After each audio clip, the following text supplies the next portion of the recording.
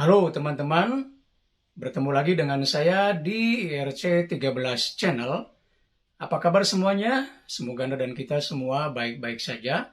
Tetap semangat menjalankan aktivitas hidup. Teman-teman sekalian, di video kali ini saya kembali menyuguhkan The Current Issue Corner atau isu-isu terkini.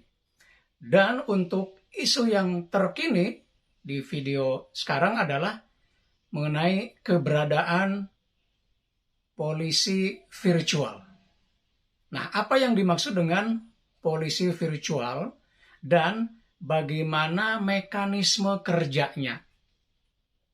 Nah, teman-teman sekalian, Polri di bawah kepemimpinan Kapolri baru ya, Komjen Listio, sekarang telah membentuk polisi virtual. Ya, seperti namanya polisi virtual, bahwa tim ini atau polisi virtual ini tugasnya adalah mengontrol, mengawasi, membina konten-konten di media-media sosial seperti Facebook, Twitter, Instagram itu ya. Dan ini tentu saja berkaitan dengan Undang-Undang Informasi dan Transaksi Elektronik atau Undang-Undang ITE. Ya. Nah, salah satu konten yang diawasi adalah misalnya berkaitan dengan hoax atau berita-berita palsu, terus kemudian ujaran kebencian atau hal-hal yang lain yang mengandung unsur pidana misalnya ya. Nah, sekarang bagaimana sih cara kerja tim polisi virtual ini? Apakah kalau misalnya ada unggahan di media sosial yang katakanlah mengandung hoax atau ujaran kebencian, polisi virtual langsung menangkap orang tersebut. Nah, ini yang perlu kita jelaskan bahwa mekanisme kerjanya dilakukan secara bertahap. Maksudnya bertahap adalah begini, kalau misalnya ditemukan sebuah akun ya mengunggah konten yang berbau misalnya hoax atau ujaran kebencian gitu ya. Nah, maka tim polisi virtual ini kemudian akan mengkajinya, ya, menilai postingan tersebut, lalu akan meminta masukan dari para ahli, misalnya ahli pidana, ahli bahasa, juga ahli ITE-nya sendiri. Nah, kalau misalnya setelah dikonsultasikan dengan para ahli tersebut, memang unggahan dari seseorang di media sosial itu mengandung salah satu unsur ya dari tadi hoax atau ujaran kebencian, maka polisi virtual kemudian akan melayangkan peringatan, ya pemberitahuan kepada si pemilik akun, ya sebagai peringatan pertama. Peringatan itu nanti akan dilakukan secara 2 kali ya. Jadi di peringatan tersebut ya polisi akan menyampaikan bahwa biasanya diawal dengan polisi virtual alert. Nah, kemudian akan dijelaskan bahwa postingan Anda pada tanggal sekian dijelaskan secara rinci isinya apa. Nah, itu mengandung apa ya, mengandung unsur ujaran kebencian misalnya ya, atau mengandung unsur hoax itu ya. Maka kami minta dalam waktu 1 kali 24 jam ya, agar Anda mengubah unggahan tersebut.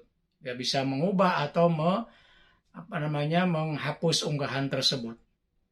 Nah, itu dilakukan sampai 2 kali. Jadi kalau misalnya di peringatan pertama belum direspon, maka akan dikirim peringatan yang kedua.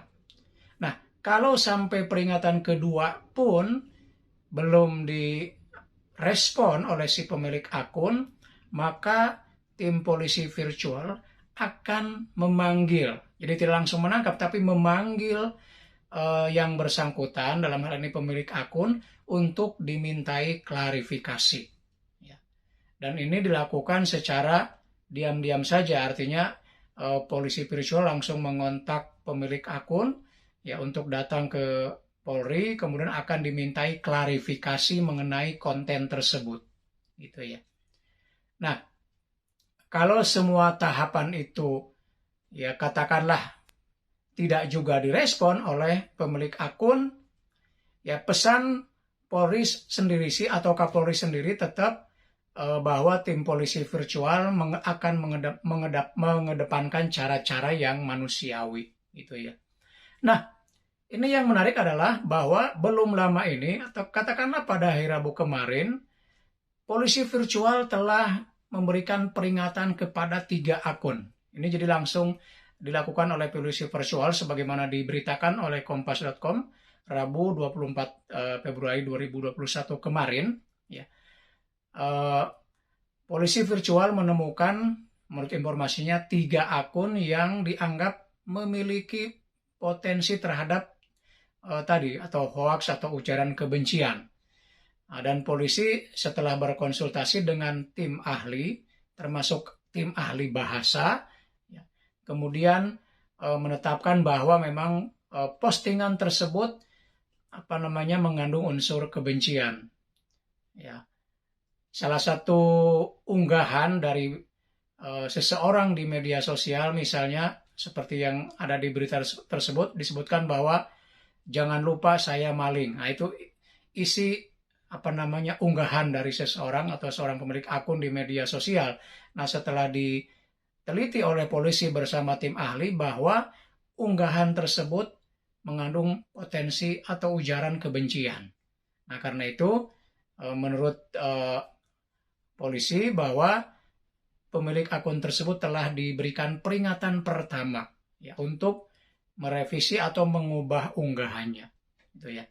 Nah, jadi keberadaan polisi virtual kalau kita lihat dari prakteknya selama ini lebih pada mengawasi, membina atau mungkin mengedukasi ya para warga jaringan atau warganet di media sosial.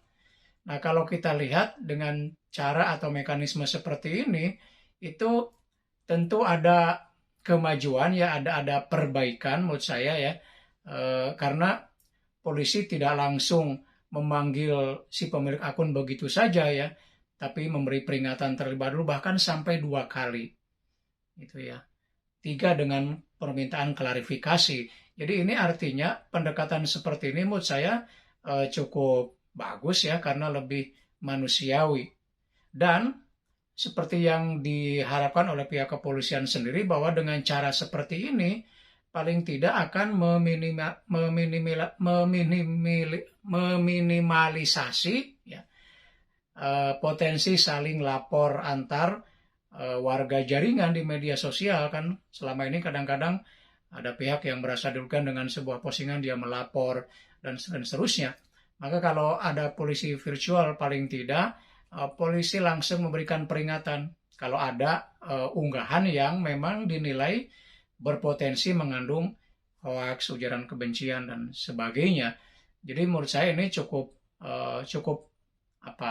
maju dalam pengertian bagaimana kepolisian menangani postingan-postingan atau unggahan-unggahan di media sosial yang memang tidak sesuai atau mengandung salah satu unsur dari yang tadi saya sebutkan gitu ya. Ya, mudah-mudahan saja mekanisme tersebut akan berjalan seperti yang telah ditegaskan oleh tim polisi virtual dan yang telah dilakukan kemarin ya, sampai seterusnya seperti itu ya. Mudah-mudahan akan seperti itu. Baik teman-teman sekalian, demikian mudah-mudahan ada manfaatnya. Sampai bertemu kembali di video berikutnya dan tetap semangat.